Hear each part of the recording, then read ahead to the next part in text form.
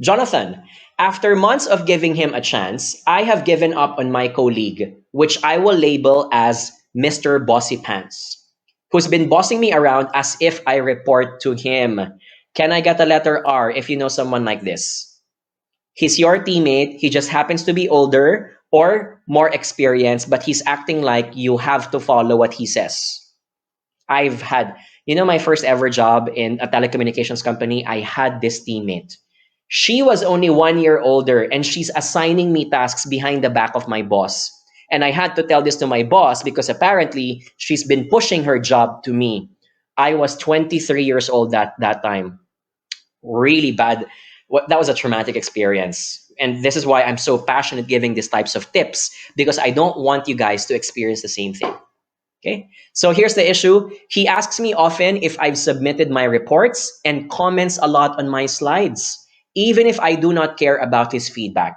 He's hovering like a helicopter and it's irritating me. How do I manage a colleague who acts like my boss?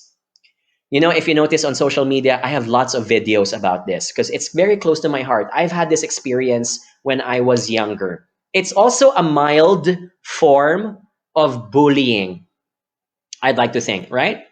Bullying in a sense that you're using the power of fear in order to make someone move. So what do you do about this kind of colleague? Well, here are a few tips. And may I ask first, which colleague or manager is the worst? Is it letter A boss who undermanages, meaning doesn't care about you? Is it a boss who micromanages, meaning everything that you do, right? She talks about it, she gives instructions, she corrects it.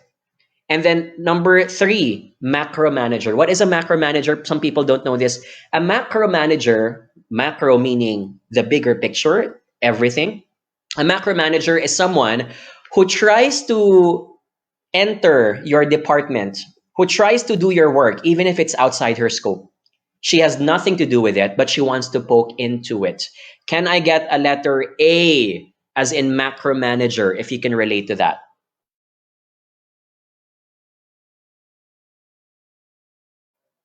Let's look at the chat box. Ooh, Sheena says power tripping. Very good. Ooh, Ramon, I can relate to this.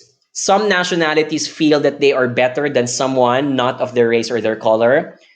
I wish I don't want to raise this, but unfortunately, I've experienced this. I've worked with a lot of multinational companies, and sometimes some people just think that we've done this in the past, therefore you should do it the way we do it, without even understanding the cultural rigors of why people act a certain way. So, yeah. Karen says, yep, it's a mild form of bullying. Very true. How about the rest?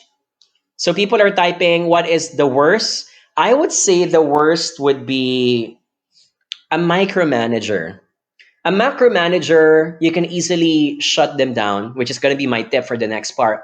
A micromanager is someone who's like every little detail, they nitpick on it just to make you feel bad. Okay?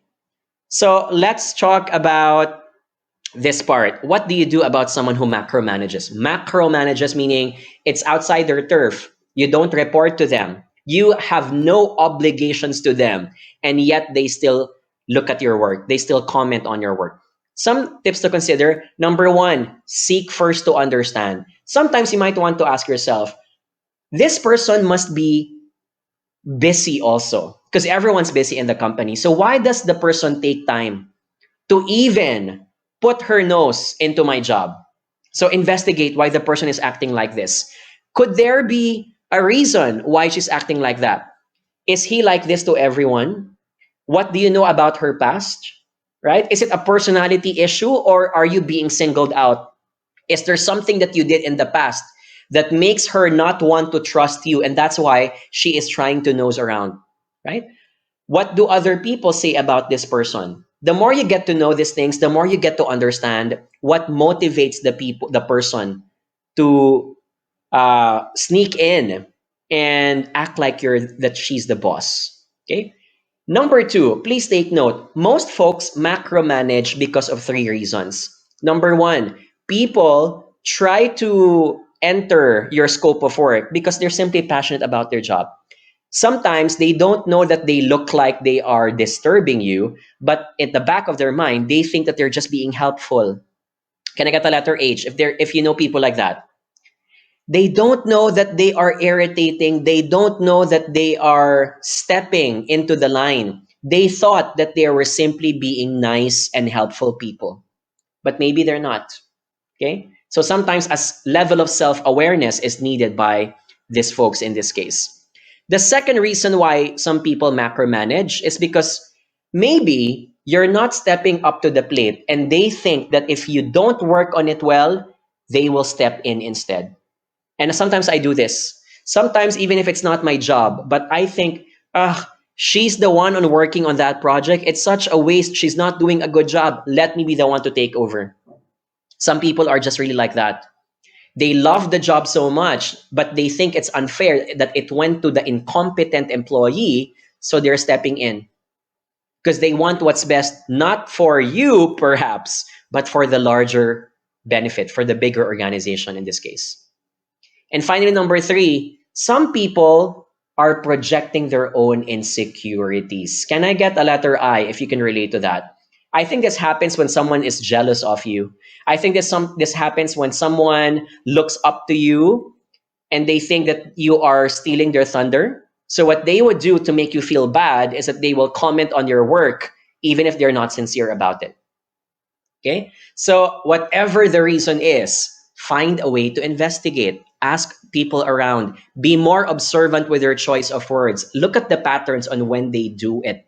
Do they only do it alone when they are with you, or do they avoid doing it when there is an audience? And if you notice that that happens, there is a primordial motivation. There's a reason that's darker than what appears to be. Okay? If this is the case, so let's assume that these are the situations that you face right now, here are a few tips for your next steps. Number 1, the best solution, which I find effective, is tell it to the person straight. Right? Can I get the letter S if you can relate to that? Right? Tell to the person straight. This person may not know that there is something wrong unless someone tells it to their face. However, don't say it as if you're antagonizing or burning bridges with a person. This is bad, especially if the person thought that they were helpful. They might think that you're the bad person. So use the formula, in this case, appreciate but blank. Okay? Can I get an exclamation mark if you can see that formula? Appreciate the person but blank. An example of that would be, hey, John, I appreciate that you're helping me out, but I think I need to do this on my own so that I can learn. Hey, Anna, I'm so thankful that you took the time to help this out, but I want you to also be able to concentrate on your own work. Let me do this work on my own. Okay? Can I get an exclamation mark? Do you see what I did there? So I did not push away the person as if they're bad for helping me out, because for all we know, some people are sincere about helping out. So appreciate and then state your reason. That is a good formula to apply in this case. All right? And then the next example would be show through gestures that you are stepping up. Sometimes one way to let go of a person, to shoo them away, is show them who's the real person in charge.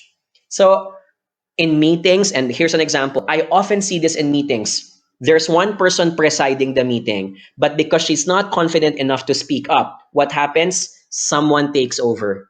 Someone becomes the new host. Sometimes it's even the boss who takes over because the boss thinks that this person cannot speak confidently.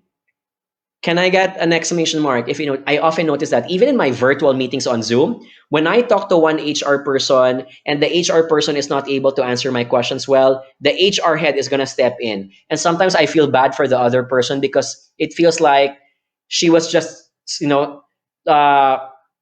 has just been told in front of her face that you're not good enough. So sometimes when you have these people who do this to you, so it's like a slap on your face, step up, be the one to show that I can do this on my own. The more you do this consistently, you might be able to notice that the person is not going to nose around anymore. Okay? So stepping up is the best way to shoo away those folks. Number three, and again, I am not a big